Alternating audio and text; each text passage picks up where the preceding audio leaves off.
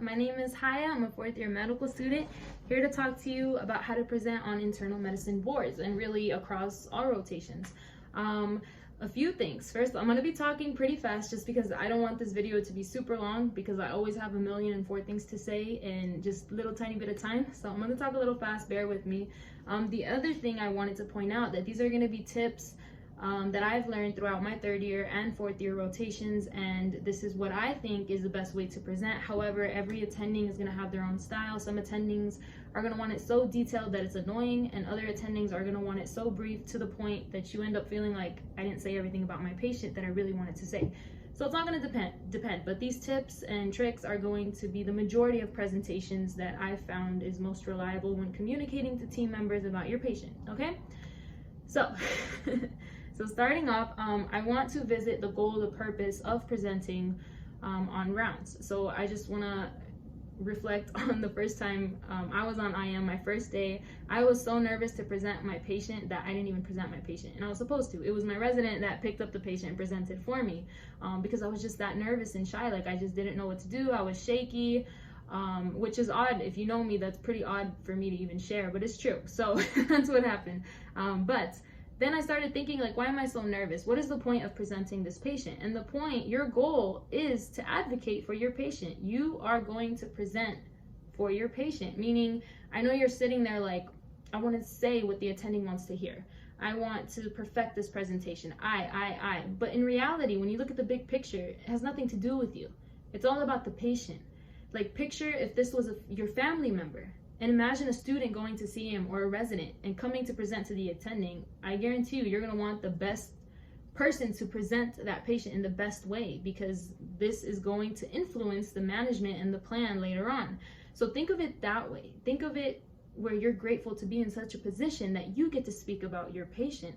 And think of it in a way that it's gonna be all about your patient rather than how you present. That's important too, but the bigger picture here is you are presenting a patient. So think of it in that way, and that's gonna ease your nerves and help you have that confidence, like, hey, I know better than anyone what's going on with my patient. It's my responsibility to speak up on my patient's behalf. So think of it that way, and that's gonna ease your nerves. I know that eased my nerves, and having that responsibility, I was more excited to share about my patient because I knew my patient wasn't in rounds to speak for themselves.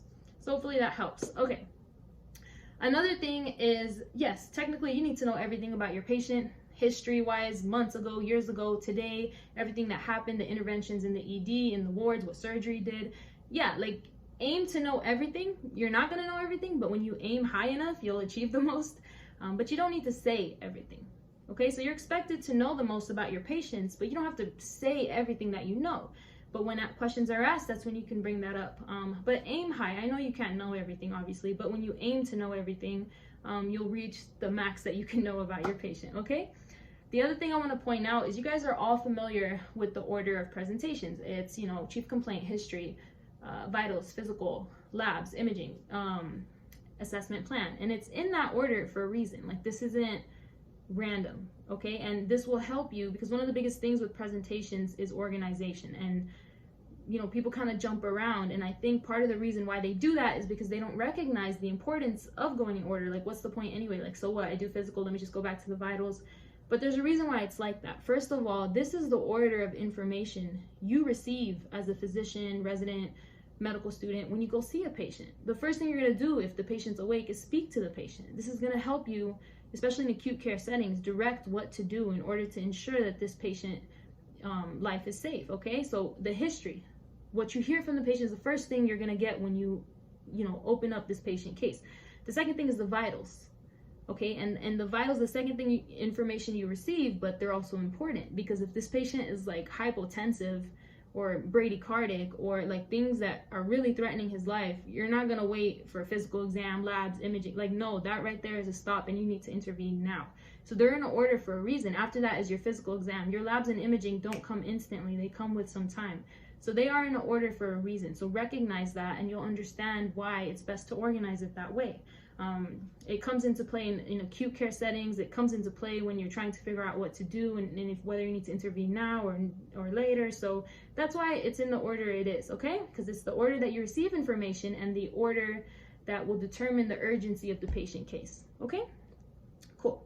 Now, the last thing I want to mention about presentations is when you are presenting a patient, you already know your differential. You already know your assessment, at least you should, and you already know your plan. You've prepared this before rounds.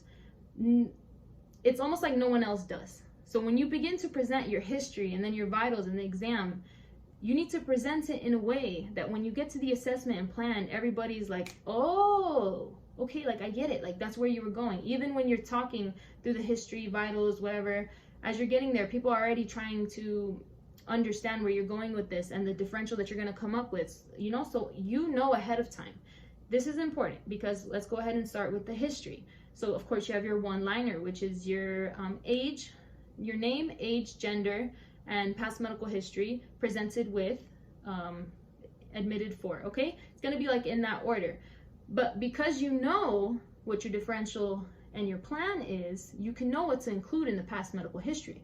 Because on IM, let's say you have a 72-year-old male. You think he has one problem, one chronic condition. I bet you he has diabetes, hypertension, obesity, previous surgeries for atherosclerosis, aorta pathology, cardiac disease, PAD. Like there's a whole list and you're like, whoa, like am I going to include all that in the one-liner? No. What you include depends on where you're going with the story. Okay, it's a story. It's almost like a story.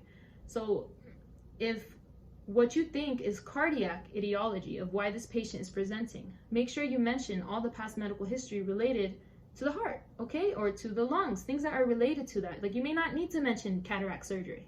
You understand what I'm saying? If that's more of the eye and has nothing to do with, you know, what's going on. And you may say, hey, I'm a medical student. Like, I don't know if it has something to do, you know, but that's okay.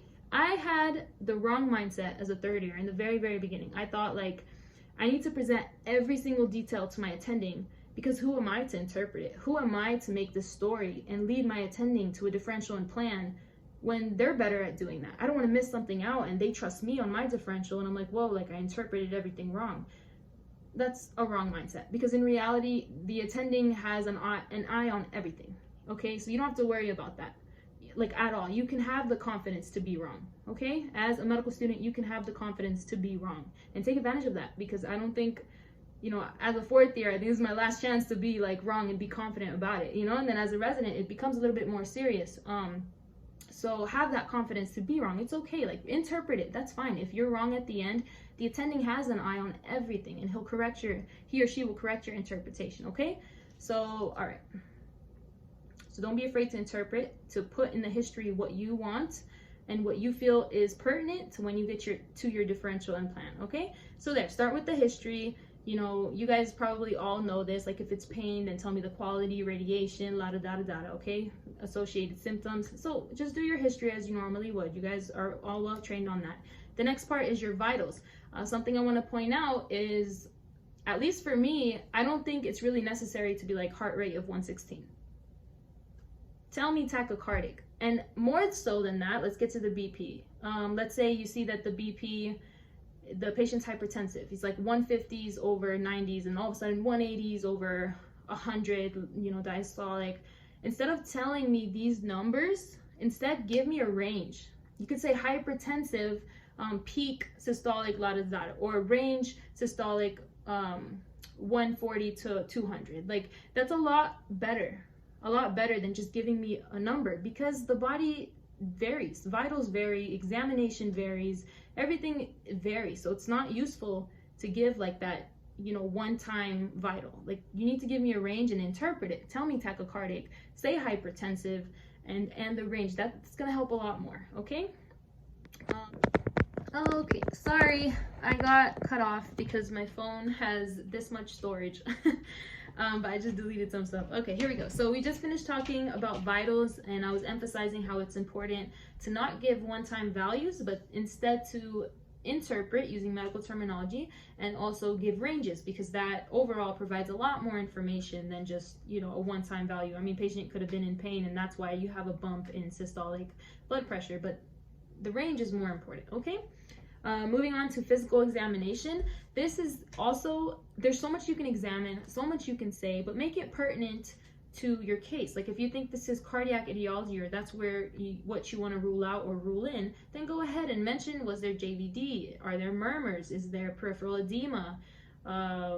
Listen to the lungs. Do you hear crackles to suggest pulmonary edema? So you see how I kind of tailor it to what your differential is later on. So it's going to help. If infection is an idea, check for lymph nodes. So things of that nature. I think the 3 things that you should always do, though, regardless of chief complaint, regardless of the history, is heart exam. So listen for murmurs, listen for the rate, irregular, regular, gallops, rubs, things like that. GI, is it swollen? Do you hear bowel sounds, any tenderness? And then your lungs, any crackles, rales, rhonchi, diminished breath sounds.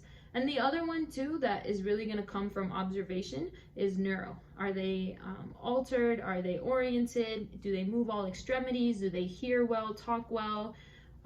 So I would say, I guess 4, but for sure 3 of them, which would be GI, cardiac, and lungs, because these are what's going to be life-threatening if they are acute presentation. So regardless, I always check that on all patients, okay? And present that, okay? Vitals, exam, now labs. So for labs, I'm really going to give you the same advice I gave you for vitals. Instead of telling me the number, interpret it and give me ranges. So let's say the patient is hyponatremic. Is this new, or have they been hyponatremic? Is this their baseline? And you're going to see hyponatremia a lot in elderly.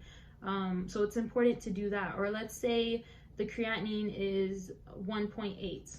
And this is a patient with chronic kidney disease. Is this their baseline? Is it trending up? Is it trending down? Because you can have a patient with CKD and develop AKI on top of that while they stay in the hospital. So it's really important that you present the trend rather than just the point value.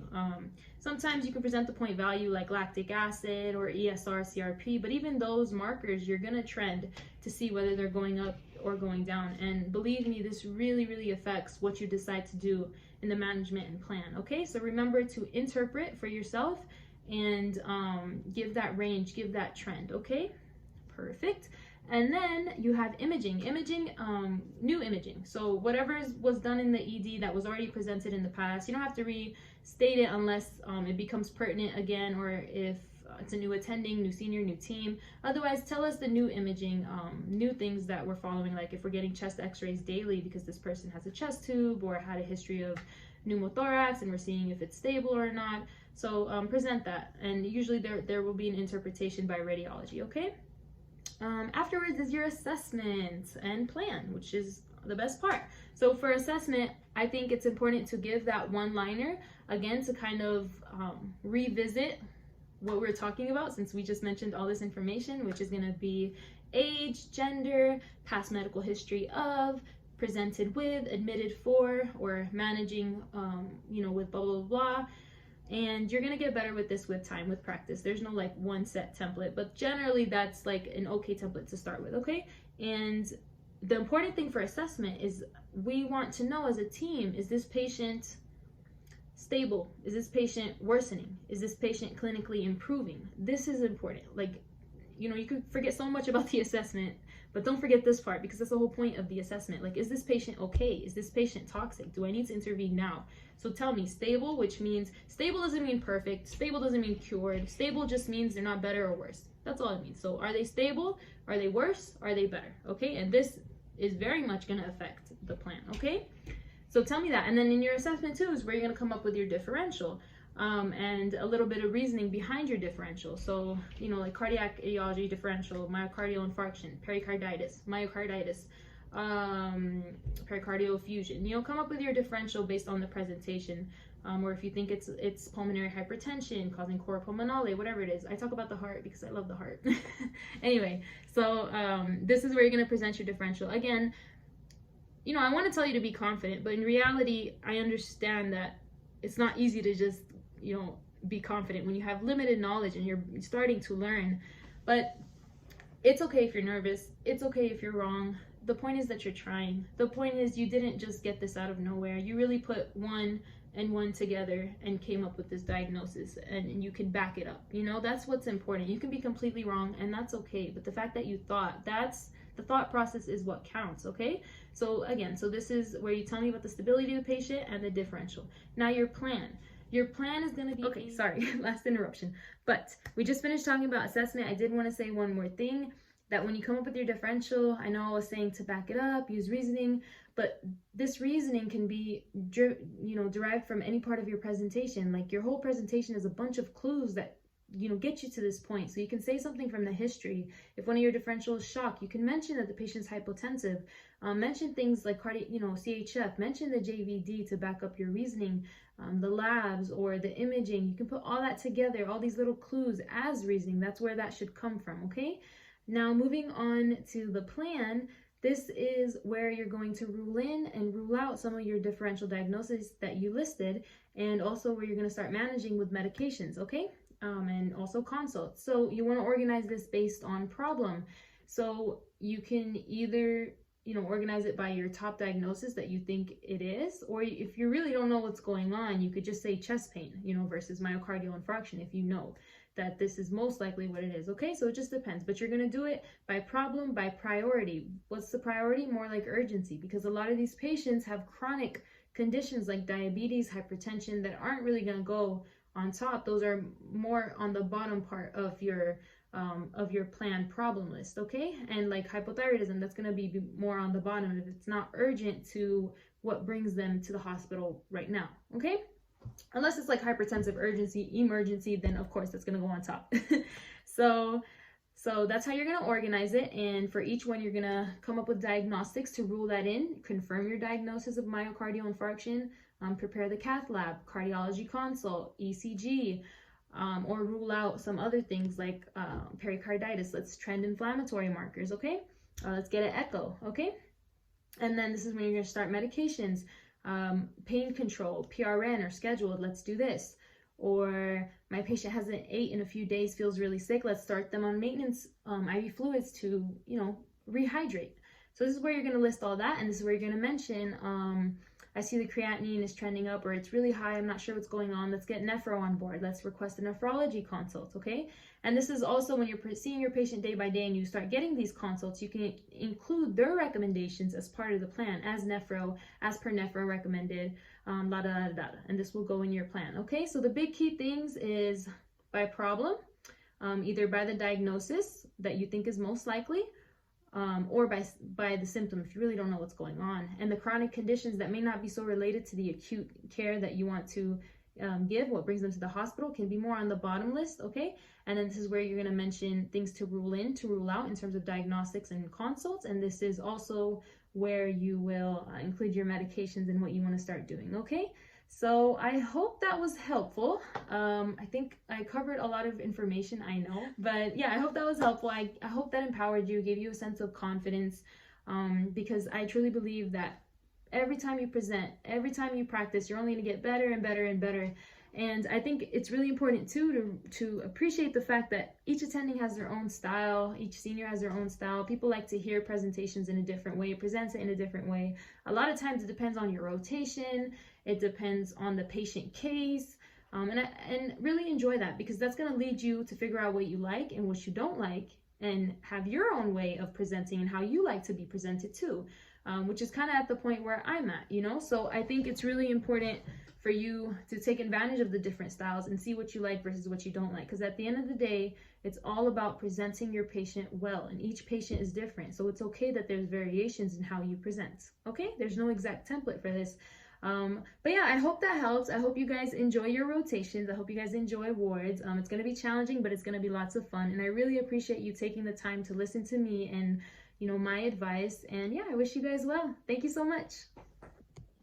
Okay, sorry, one last thing. Download MD Calc. That's gonna give you a lot of scores that can help you with your plan, like AFib, CHA2DS2-VASc, or the Wells score for DVT, PE. That's gonna be super helpful. And then use UpToDate, use Dynamed, see what you like. I'm sure there's more resources, but I definitely relied a lot on UpToDate for, dosing and things that we really don't study as much, but that is important to learn as a student and future physician. So download those things. Okay, I think that's it. Bye.